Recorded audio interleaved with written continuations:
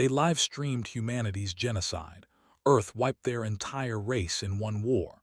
The signal arrived quietly at first, hiding inside background noise that humans had ignored for years. It came from deep space, riding old frequencies that no one checked often. Adam Cole was the one who noticed it, not because he was important but because he was careful. He worked alone most nights in a small monitoring room filled with aging screens and humming machines. His job was to watch for strange patterns, nothing more. Most nights were boring. This night was different. Adam leaned forward as a broken image stabilized on one screen. Colors sharpened. Sound followed. At first it looked like a badly made movie. Then he saw familiar coastlines, familiar cities, smoke rising where streets should have been calm. He felt his breath slow as he realized what he was seeing was real. The image showed Earth, his home, under attack. Huge alien ships filled the sky. Beams of light cut through buildings like paper. Crowds ran below, tiny and helpless. The camera angle changed smoothly, professionally, as if guided by trained hands. Then voices appeared over the sound. The voices were not shouting orders or warnings. They were laughing. They were calm. They were talking about destruction as if it were sport. Adam listened as the voices explained what was happening. They spoke in translated English, clear and casual. They said this was a live event. They said humanity was the featured prey of the cycle. They spoke about ratings, about viewer interest, about how long Earth would last before total collapse.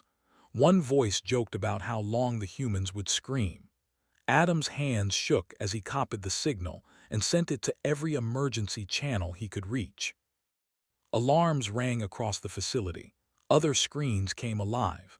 Other operators stared in silence. Within minutes, the broadcast escaped the room and spread across the planet. Satellites picked it up.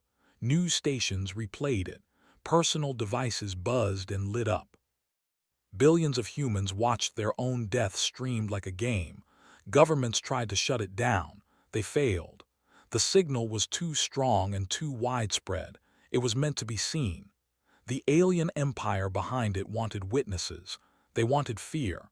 They wanted entertainment.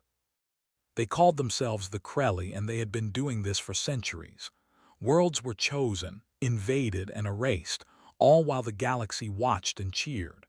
The Krelly announcers explained the rules.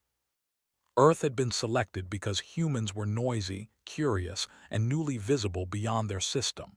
Humans had sent signals into space without knowing who listened. Now the Krelly listened, and they came. The announcers promised a full invasion within days. They promised no mercy. They promised a beautiful ending. In cities across Earth, people cried, prayed, and argued. Some denied it. Some demanded answers. Some froze in place, staring at screens until their eyes burned. Panic moved faster than any army. Shelves emptied, streets clogged, planes grounded. Leaders appeared on screens with pale faces and shaking voices, admitting they did not know how to stop what was coming. Adam left his station hours later, walking through a city that felt suddenly smaller. The sky looked the same, but it felt watched. Everywhere he went, screens replayed the broadcast. Some showed the same burning cities. Others showed Krelly hosts smiling as they described humanity's weaknesses. They spoke about human fear responses. They spoke about how quickly resistance would fail. They spoke as if humans were already dead. In one broadcast, a Krelly host paused and leaned closer to the camera. It said that humans were interesting because they still believed in hope. It said that belief would make the ending more dramatic. The host smiled and the audience count climbed higher. Military bases went into full alert. Ships were prepared, even though no one believed they were enough. Generals argued with politicians. Scientists shouted over each other. Old rivalries died overnight, replaced by a shared dread. There was no time for pride. There was only time. Lucas Morgan stood in a crowded command room beneath layers of reinforced ground. He was not famous. He was not loud. He listened while others argued. Screens showed projections of alien ships entering the solar system. The numbers were impossible. The technology was beyond anything humans had faced. Some officers spoke of surrender. Others spoke of hiding. Lucas said nothing until the room grew quiet. When he spoke, his voice was steady. He said that the enemy believed humans were predictable. He said the enemy believed the broadcast was safe. He said that belief might be wrong. Some laughed at him. Some ignored him. But a few listened, because there was nothing else to hold on to. In another part of the world, Claire Evans watched the same footage from a lab filled with half-finished machines. She replayed the signal again and again, not watching the destruction, but the data around it. She noticed how stable it was, how carefully controlled, how much power it took to keep the image perfect across light years. She realized the broadcast was not just a message, it was a system, and systems could break. The Krelly did not hide, they wanted attention. Days later, their fleet appeared at the edge of the solar system, exactly where the broadcast said it would. Massive shapes eclipsed stars. The live stream shifted to new angles, showing human defenses scrambling. The announcers spoke with excitement. Viewer numbers shattered records across the galaxy. On Earth, silence spread as people watched the sky. Children were pulled indoors. Soldiers stood at posts they knew would not save them. Adam sat alone in his apartment, staring at a screen he could not turn off. He thought about how small one life was, and how strange it was that the end came with commentary. The Krelly invasion began with precision. Outer defenses fell in minutes. Satellites vanished in flashes of light. The broadcast showed it all, complete with slow-motion replays. Laughter echoed from alien voices as human weapons failed to pierce alien shields. The announcers praised the beauty of the Krelly fleet, calling it art in motion. But something unexpected happened. Humans did not scream as expected. They did not beg. They did not collapse into chaos. Instead, across the planet, people watched and learned. They saw patterns. They saw arrogance. They saw an enemy that believed the show mattered more than the kill. Adam noticed it first in a small detail. A Krelly ship adjusted its position to keep a better camera angle, exposing its flank for just a moment. A human missile struck that spot. The damage was small, but it was real. The announcers paused, then laughed it off. But the laughter sounded thinner. Deep underground, Lucas saw the same moment and leaned forward. Claire replayed it and smiled for the first time since the broadcast began. Across the world, minds began to connect. Fear was still there, heavy and crushing, but beneath it something else formed. Anger, focus, resolve. The Krelly believed they were telling the story of humanity's end. They did not realize they had just shown humanity how to fight them. The broadcast continued, confident and bright, unaware that its audience was changing. Humans were no longer just watching their death. They were preparing their answer. The days after the first attack were the hardest anyone could remember. The Krelly fleet hovered at the edge of the solar system, enormous and silent. Satellites were gone, communication lines were weak, and panic roamed every city. Yet amidst the fear, something began to change. Humans started talking to each other not as nations, not as rival groups, but as one species facing the same threat. For the first time, borders felt meaningless. In Washington, Lucas Morgan walked through a crowded command center where officers argued endlessly. Generals shouted over politicians. Engineers spoke in rushed whispers about repairs. Lucas did not raise his voice. He only pointed to the screens. He said the enemy relied on coordination. He said the enemy expected humans to fight divided. He suggested they share everything, technology, strategies, data. Some laughed. Some stared at him like he was dreaming. One officer asked, "Why would the enemy care about our plans?" Lucas said they care only about the broadcast. They are performing, not thinking. Their pride is their weakness. Meanwhile, Claire Evans worked tirelessly in her lab. She pulled apart alien transmissions recorded during the first strikes. She found patterns in the timing, the targeting, and the way the Krelly ships communicated. The aliens used a centralized control system, relying on signals to coordinate attacks. If that system could be disrupted, human forces could create confusion and exploit it. Claire shared her findings with military leaders and engineers, who began constructing new defensive measures. Every night, her team grew larger as other scientists joined in, realizing that survival required total cooperation. Adam Cole became an unlikely hero. News channels had dubbed him the Watcher after his discovery of the first broadcast. He organized civilian monitoring groups, people who could track Krelly signals, predict fleet movements, and alert cities before strikes. Ordinary people suddenly had a purpose. Families, students, retired engineers, they all contributed. Adam marveled at how quickly humans could unite when faced with extinction. The network he built grew faster than any military plan could. The broadcast that was meant to terrify became the tool for humanity's defense. In New York, Lucas gathered a team of officers, engineers, and pilots. He did not care about rank. He cared about ideas. They studied the first battle in detail.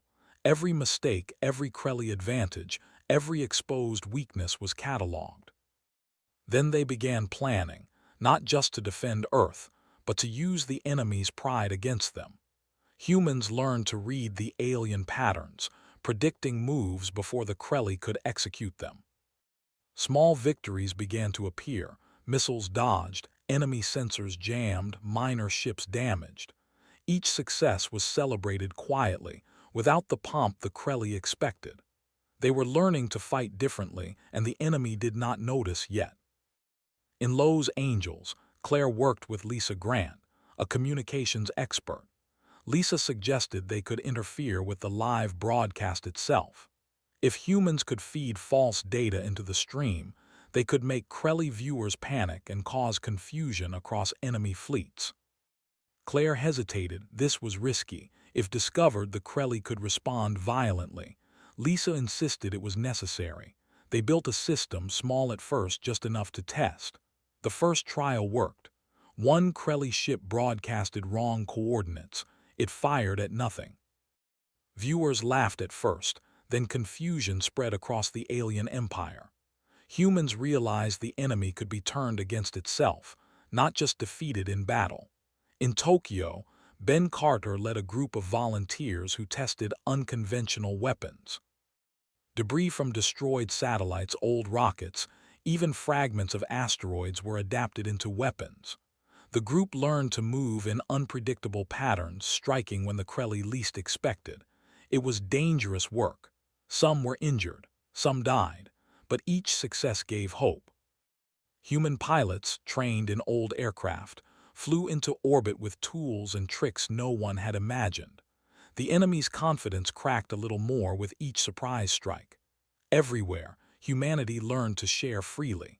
Countries that once hid weapons designs now published them. Engineers who competed professionally now exchanged knowledge openly. Soldiers who had trained to follow orders began improvising under the guidance of tacticians like Lucas. Humans discovered creativity in the face of fear, and that creativity was more powerful than brute strength. Even children contributed by mapping debris fields and analyzing Krelly ship movements, showing that survival required everyone. Adam monitored the progress from his control room, amazed at the speed of adaptation. The first live stream of the invasion, which had begun with screams and chaos, now showed humans resisting. Reports of small victories began to appear on the alien broadcast, though the Krelly narrators tried to spin them as lucky accidents. The laughter was no longer certain. Viewers whispered and some panicked. The Empire began to worry. The audience was still huge, but doubt crept into the commentary. The Krelly were performing for themselves, and now the performance was faltering. In a hidden bunker beneath Sydney, Lucas gathered his senior team. He studied maps, satellite feeds, and the live broadcast together. They expect fear, he said. We will show them determination, they expect chaos. We will show them order, they expect defeat. We will show them strategy. His words were simple but powerful. The room fell silent. Humans had finally understood that they could win not by matching the enemy's firepower, but by being unpredictable, united, and creative. Claire and Lisa worked tirelessly, feeding more false data into Krelly's systems. The small disruptions began to multiply. Ships fired at empty space. Flocks of Krelly drones collided with each other. Commentary became defensive, uncertain. Alien audiences were confused, seeing victories that should have been impossible. Humanity had discovered a new weapon. The enemy's pride and obsession with spectacle could be used against itself. Each false signal was another step toward survival. Even ordinary citizens contributed. Farms in rural America sent food to cities that were under threat. Technicians repaired communication hubs at incredible speed. Volunteers mapped debris from destroyed satellites to use as improvised weapons. Humanity's instinct to survive became organized. Fear was still present, but it had transformed into purpose. The broadcast that had begun as a tool of terror became a training guide, a map, and a source of unity. The more the Krelly tried to control the narrative, the more humans learned from it. By the end of the second week, humans had achieved something extraordinary. Small skirmishes in space were turning the tide. Minor Krelly vessels were destroyed. Alien pilots reported confusion among their ranks. The live stream, which had promised humanity's end, now showcased resistance. Viewers across the galaxy whispered in shock. The Empire, confident for centuries, began to wonder if they had underestimated their prey. Humans were adapting, learning, and innovating faster than any empire had imagined. Adam watched the new footage quietly. He felt pride mixed with dread. Humanity had become something the Krelly did not expect. Unpredictable, creative, united, and yet, the fleet at the edge of the solar system was still enormous. Billions of humans still faced annihilation. Victory was far from certain. But for the first time, hope was visible on the faces of those who had once only known fear. Humans were beginning to fight as one species, and the Krelly, who had watched countless civilizations fall, had never faced this before. The stage was set for the battles to come, and humanity was ready to respond. The first human attacks against the Krelly fleet were small, almost experimental. Ben Carter led a strike team in old orbital fighters that had been upgraded with debris cannons, improvised shields, and hacked guidance systems. Their goal was simple: survive long enough to hit something valuable.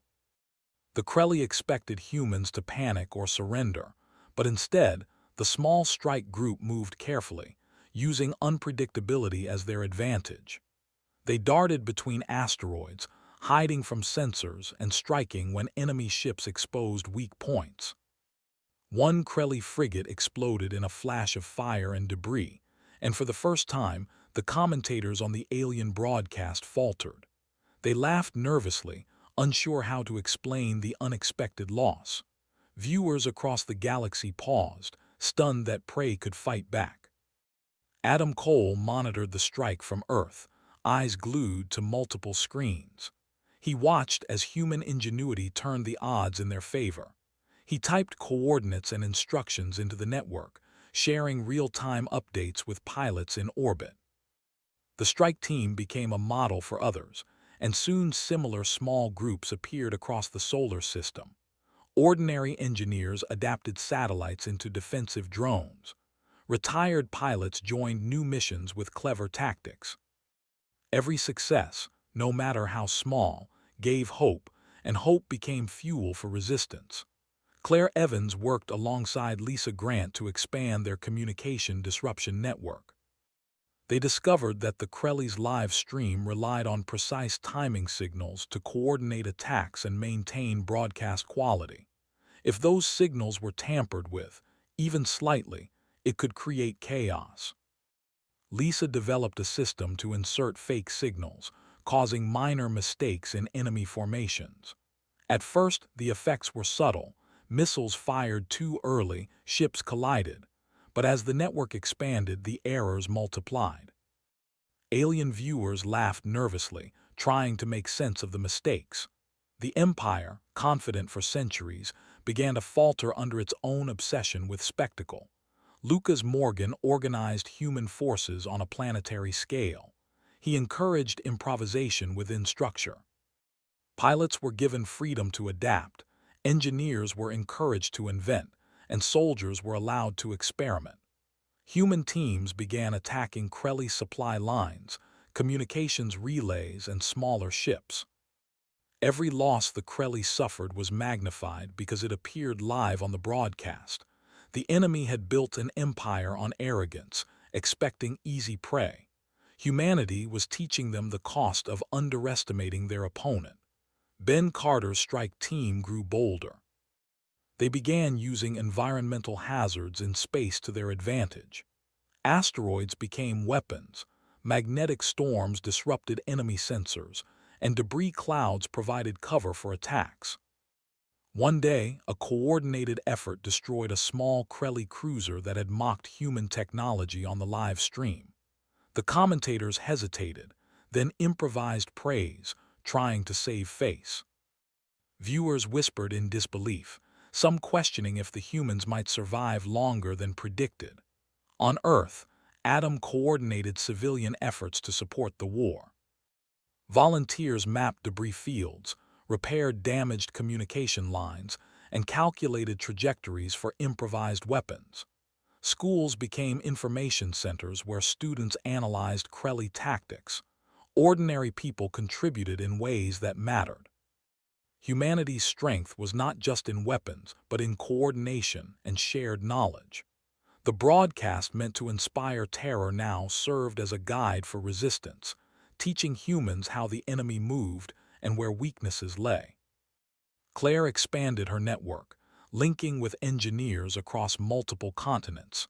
Together, they fed false data into the alien broadcast, creating confusion not only for viewers but for Krelly commanders. Entire squadrons fired at empty space, misjudged distances, or collided during maneuvers. The Empire's pride faltered. Commentators tried to maintain enthusiasm, but their nervous tones betrayed uncertainty.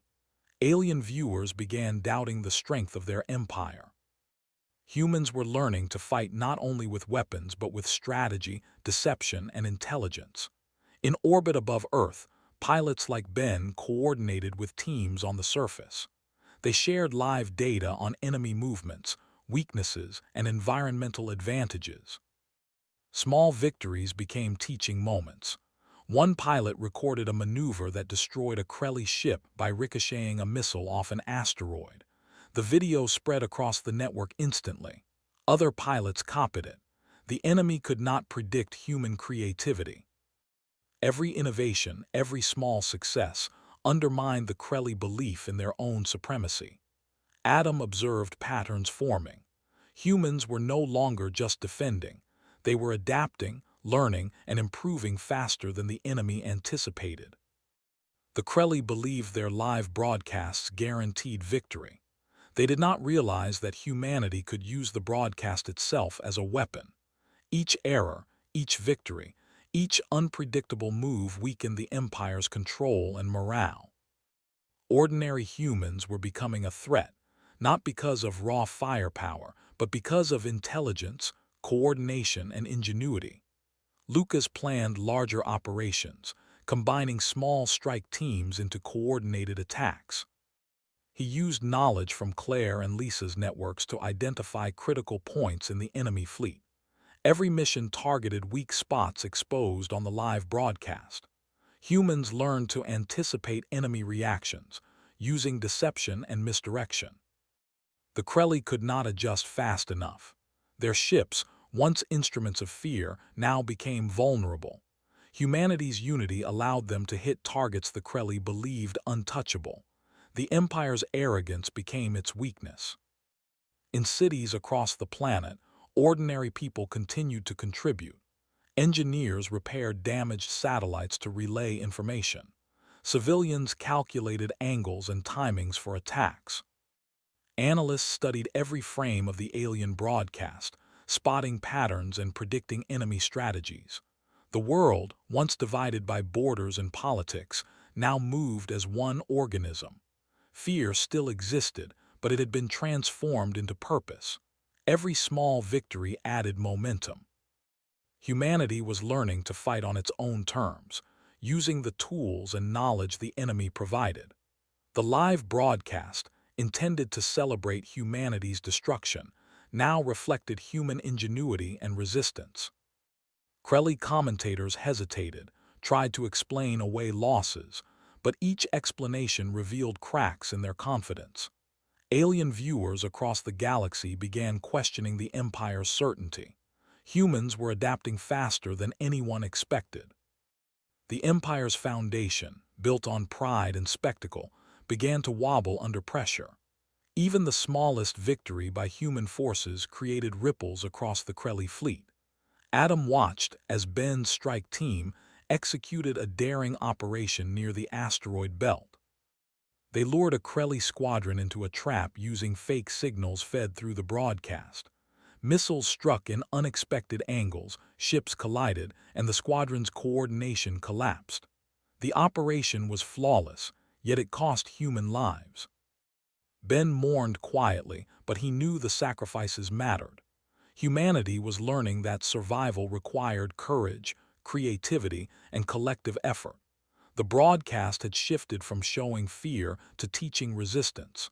Every human action became a lesson for the next mission. Claire and Lisa expanded their disruption network further, targeting critical command signals. Human scientists discovered that the Krelly systems were sensitive to interference, and small errors multiplied quickly. Within days, multiple Krelly formations misfired, friendly fire incidents increased, and coordination between fleets broke down. Alien viewers were confused, unsure how the Empire had failed so many times. Humans, using intelligence and ingenuity, turned the enemy's own tools against them. The live broadcast, a weapon of fear, became a weapon of strategy. Lucas organized the largest coordinated human attack yet. Strike teams, orbital fighters, and surface artillery synchronized using real-time data from Claire, Lisa, and Adam's networks. The target was a Krelly communications hub controlling multiple fleet squadrons. The plan was precise, risky, and unprecedented.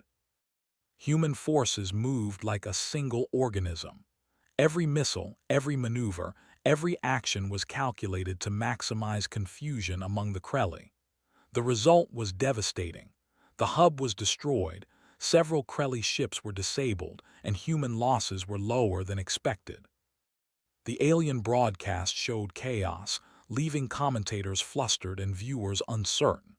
The Empire began to doubt itself. The Krelly had underestimated humans. They believed fear would be enough. Instead, humans were unpredictable, creative, and united. Pilots like Ben became legends. Engineers like Claire and Lisa turned into symbols of resistance, and Adam's coordination network became the central nervous system of the fight. Every action, no matter how small, contributed to a larger pattern. Humanity was no longer just surviving, it was learning to win. The live stream continued, showing battles across the solar system. Humans adapted faster than the Krelly could respond. The Empire's arrogance faltered, replaced with hesitation. Alien commanders whispered in fear. Viewers across galaxies questioned what they had once considered inevitable. Humanity had discovered a new kind of strength: unity, intelligence, and creativity. The fight was far from over, but for the first time, hope burned bright. Humans were no longer prey. They were hunters in their own right, learning, striking, and surviving against impossible odds. The stage was set for even bolder actions, and the Krelly would soon discover that humans would not end quietly. Humans had learned to survive, but Lucas Morgan knew surviving was not enough. They needed to strike deeper, to take the fight beyond Earth. The Krelly fleet had grown arrogant, believing humans were limited to defending their home. Lucas studied the broadcast, noticing that the Empire's pride was their weakness. They moved slowly, showing off their ships for viewers across the galaxy. Every display, every formation was a chance for humans to plan. He called a meeting of the top pilots, engineers, and scientists. "They think we are afraid," he said. "We are not. We fight and we strike where they do not expect." Adam Cole coordinated a network of civilian and military monitors to track the Krelly fleet in real time. They mapped the enemy's positions, signal patterns, and supply lines. Claire Evans and Lisa Grant worked on feeding false information to the Krelly broadcast, creating confusion about human movements and numbers. The Empire was distracted by the appearance of multiple human forces where they expected none. Each small mistake from the Krelly grew into an opportunity. Humans had learned that deception was as powerful as firepower. Ben Carter led a daring mission. His team moved near a supply convoy, hidden in the shadow of an asteroid cluster. Using false signals from Claire and Lisa's network, they made the Krelly believe a massive attack was coming from one direction. Then the humans struck from another. Missiles tore through the convoy, destroying ships designed to resupply the fleet. The loss was broadcast live. Alien commentators struggled to explain it, panic creeping into their voices. Viewers whispered, questioning whether humans were simple prey or a rising threat. On Earth, ordinary citizens continued to support the effort. Factories worked night and day, producing replacement parts for orbital fighters.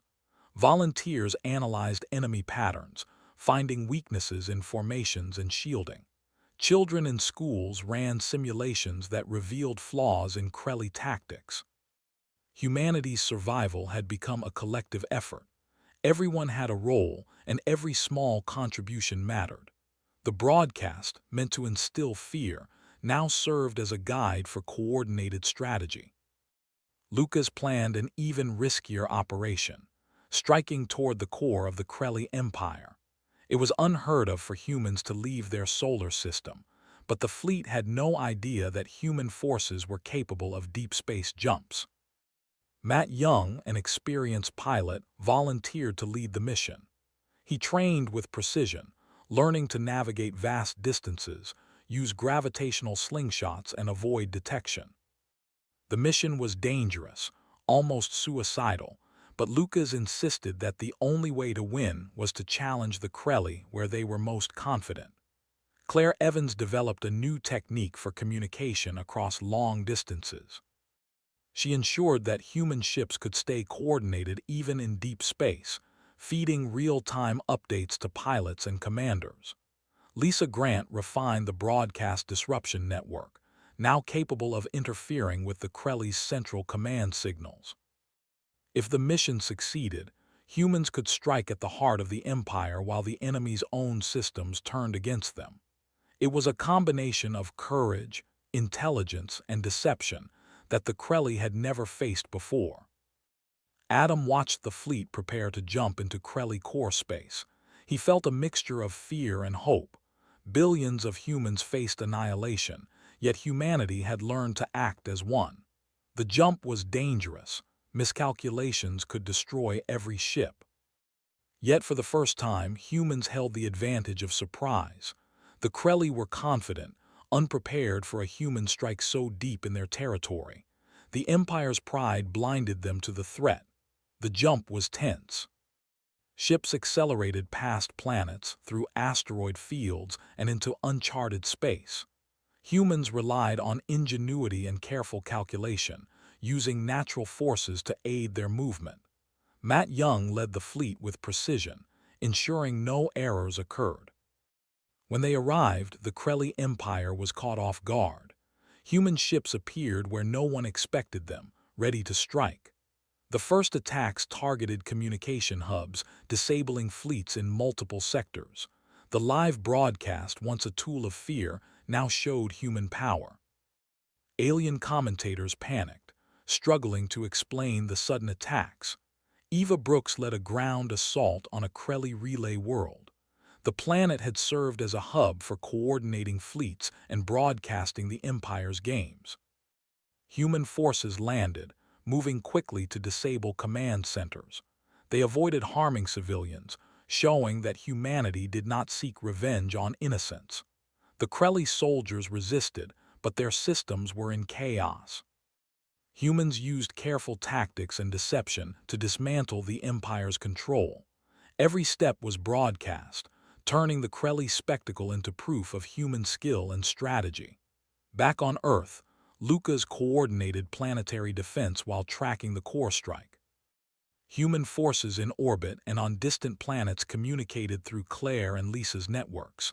Every victory in deep space allowed humans to focus more on defending home. Ordinary citizens celebrated quietly, aware that the fight was far from over. Yet, hope grew stronger. Humans had learned to act as one species, and that unity was more powerful than any weapon the Krelly had built. Adam watched the live feed of Eva's team on the relay planet. He saw humans dismantle the Empire's central systems, capturing enemy technology and learning their methods. The broadcast, intended to humiliate humanity, now spread awe across the galaxy. Viewers who had cheered for death now whispered, afraid and fascinated. The Empire's control faltered. The Krelly, who had once believed they could erase humanity in a single war, now faced a foe capable of deep strategy, coordination, and improvisation. Small human victories continued. Strike teams disabled satellites, disrupted supply lines, and created confusion in enemy fleets. Every loss the Krelly suffered was amplified on the broadcast, shaking confidence across the Empire. Alien viewers began to question what they had once considered inevitable. Humanity's creativity, intelligence, and courage had turned the live stream from a tool of fear into proof of power. Humans were learning to fight not just for survival, but to dominate where they had been underestimated. Adam coordinated updates, relaying real-time information to pilots and ground teams. Lucas directed attacks, combining multiple operations for maximum effect. Claire and Lisa refined communications, ensuring that humans could act even when enemy signals were disrupted. Ordinary citizens continued to contribute, analyzing enemy patterns, repairing equipment, and calculating strategies. Humanity's strength was no longer in numbers alone, but in unity, intelligence, and the ability to act unpredictably. The Krelly grew desperate. Their pride made them overconfident, and that overconfidence was exploited at every opportunity. Human forces struck where the Empire expected none, avoided predictable paths, and used deception to create chaos. Alien commentators tried to maintain enthusiasm, but their tone faltered. Viewers whispered across galaxies, unsure how humans could fight so effectively. The Empire, built on centuries of dominance, began to crumble under the unexpected skill of its prey. Eva Brooks and Matt Young returned from the core mission with captured technology and intelligence. Lucas reviewed every detail, planning the next phase. Humans had gained a critical advantage: knowledge of enemy systems, weaknesses in strategy, and the ability to move unpredictably across space. Ordinary humans continued to support operations on Earth and in orbit. Factories, schools, and labs worked as one network. Every contribution mattered. Humanity was no longer defending, it was learning to win. Ben Carter prepared for the next strike. He studied enemy patterns, using knowledge from the disrupted broadcasts to plan attacks that would further confuse the Krelly. Every operation was precise, coordinated, and unpredictable. The Empire had never faced an opponent like this: creative, intelligent, united, and willing to fight beyond expected limits. Each victory, broadcast live, shook confidence across the Empire. Adam observed patterns forming in the enemy fleet. Small errors multiplied as human forces pressed the advantage. The Krelly had relied on their pride and spectacle, and humans turned those same traits against them. The live broadcast now showcased human power and strategy. Alien viewers who had once cheered for death now watched in fear and awe. Humanity had learned to survive, to strike, and to dominate where the enemy least expected it.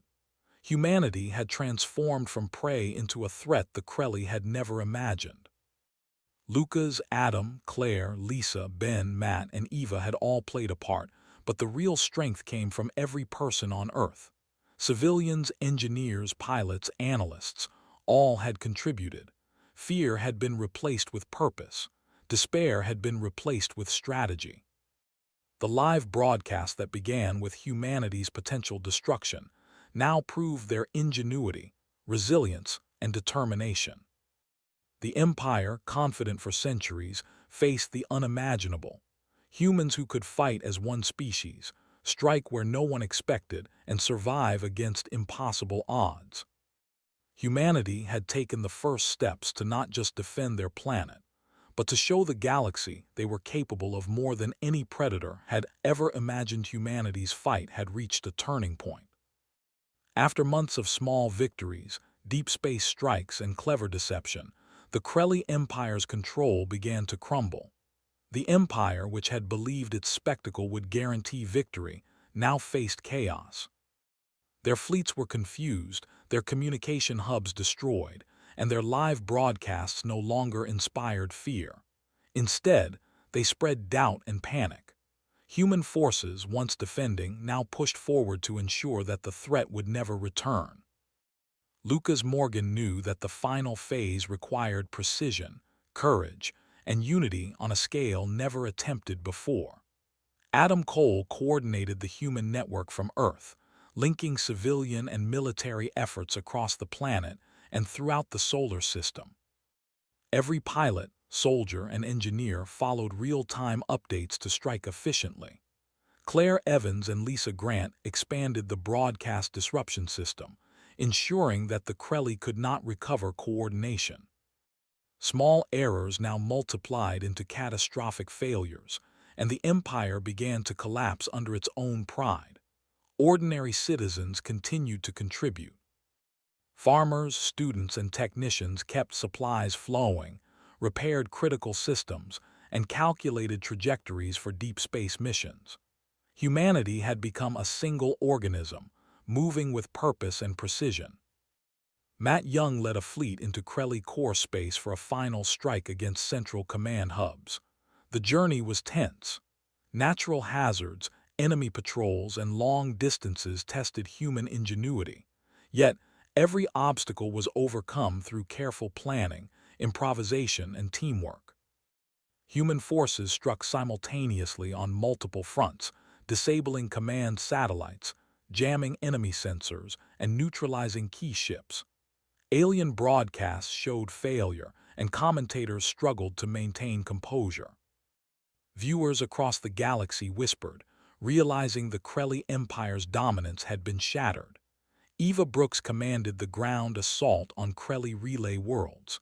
Her team avoided harming civilians, focusing instead on military infrastructure.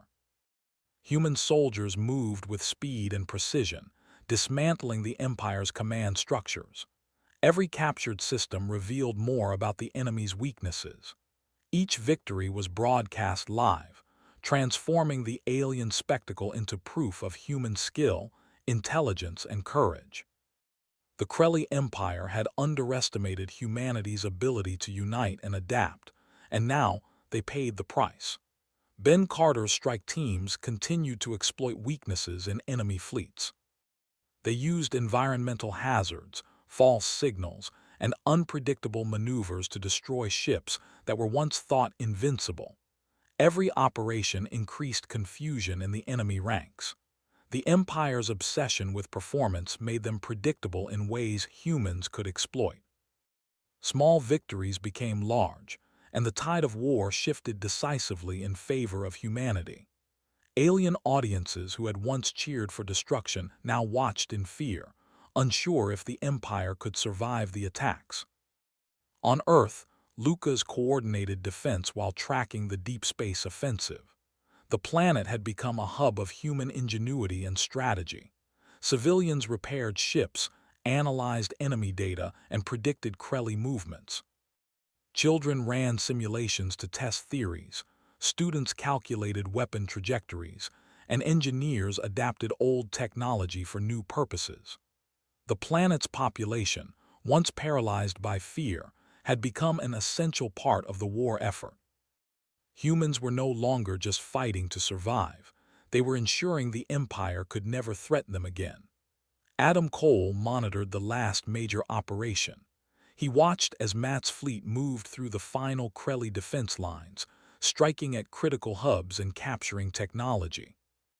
Claire and Lisa ensured constant communication, coordinating human forces and feeding false data into the enemy network.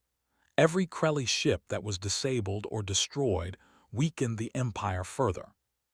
Humanity had learned to combine courage, intelligence, and creativity to fight a foe that had once seemed invincible. Eva Brooks and her team continued dismantling enemy infrastructure. They captured data centers, research facilities, and command hubs, gaining knowledge that would prevent future attacks. Human forces avoided unnecessary destruction, showing that humanity did not fight for revenge but for survival and justice. The Krelly Empire had relied on cruelty and spectacle to dominate. Now, their own systems were turned against them, exposing weaknesses humans had never imagined. The alien empire had become a victim of its arrogance. Every corner of human society contributed. Analysts studied enemy patterns, repaired damaged satellites, and calculated deep space navigation paths. Pilots executed precise maneuvers, engineers modified equipment, and civilians maintained critical supply lines. Humanity's strength was no longer in individual armies but in collective effort. Ordinary people had become extraordinary through cooperation, innovation, and courage. Fear had been transformed into action, despair into determination, and chaos into strategy. Adam watched the final moments of the Krelly Empire's collapse. Key command hubs were destroyed, fleets lost coordination, and the broadcast, once a symbol of human terror, now revealed the Empire's defeat. Alien commentators struggled to explain the unexpected victories, and viewers across the galaxy whispered in disbelief. Humanity had turned every weakness, every assumption, and every moment of arrogance into an advantage. The empire that had broadcast human genocide was no more. Lucas Morgan addressed the remaining human forces. "We did not fight for glory or revenge," he said. "We fought to survive, to protect our home, and to show the galaxy who we are. Humanity is not prey. We are capable of unity, intelligence, and courage that no empire can underestimate." His words were simple but powerful. Humans had proven themselves not by dominating others, but by surviving with integrity and ingenuity. Adam Cole broadcasted a final message across the galaxy. He explained how humans had learned, adapted, and united in the face of overwhelming odds. He showed how every contribution mattered, from pilots in deep space to civilians on Earth. He spoke calmly, emphasizing that humanity did not forget cruelty but chose control over revenge. The galaxy watched, awed by the unexpected strength of a species that had been targeted for extinction. Humans had turned genocide into a lesson for the universe. They were survivors, thinkers, and fighters. Eva Brooks oversaw the final dismantling of enemy infrastructure. Captured technology was used to prevent any future attacks. Human forces spread throughout former Krelly territory, ensuring no remnants could rise again.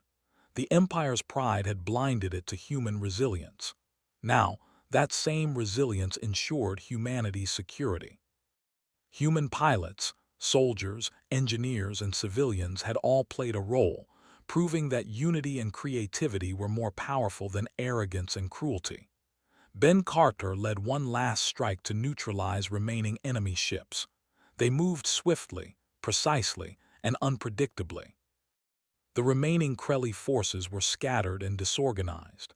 Every action reinforced humanity's message. They could survive, adapt, and win against impossible odds. Alien viewers who had once cheered for destruction now witnessed the complete collapse of an empire. Humanity's fight had become a demonstration of strategy, intelligence, and collective effort. The universe took notice. Claire Evans and Lisa Grant monitored communications across former Crelly space.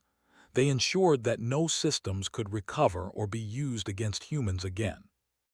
Their work, combined with pilots and soldiers, created a network of security and knowledge. Humanity had not only survived but learned how to prevent future threats. The broadcast, once a tool of fear, now displayed human ingenuity and unity.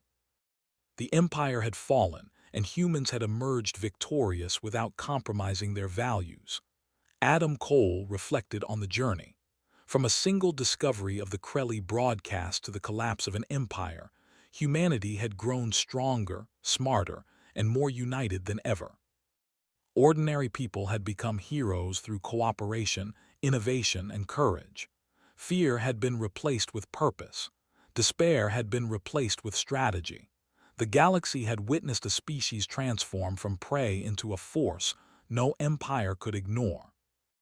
Lucas Morgan, Eva Brooks, Matt Young, Ben Carter, Claire Evans, Lisa Grant, and Adam Cole gathered to plan humanity's next steps. They did not seek revenge. They sought security, knowledge, and readiness. Humanity had learned that unity, intelligence, and adaptability were its greatest weapons. The Crelly Empire, once a symbol of power and cruelty, was now a lesson for all. Underestimate humanity at your own risk. As the final broadcast ended, humans celebrated quietly but meaningfully. Every contribution mattered, from civilians repairing satellites to pilots striking deep in space. Humanity had survived genocide, adapted faster than any predator expected, and turned the enemy's own arrogance against it. The galaxy had seen that humans were not prey, not pawns, and not simple creatures. They were thinkers, fighters, and survivors. Adam Cole sent a final message across human networks. Humanity would remember its losses, honor its heroes, and remain vigilant. They would not forget cruelty, but they would not be defined by it. The Crelly Empire's defeat was proof that unity, intelligence, courage, and creativity could overcome even the most powerful adversaries.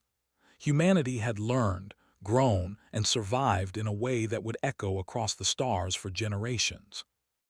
The species that the universe once thought weak had shown it was stronger, smarter, and more united than any empire could imagine. Humanity had won, not through vengeance or destruction, but through adaptation, cooperation, and determination. The Crelly were gone, but the lesson remained. Humans were survivors, and the galaxy would never underestimate them again.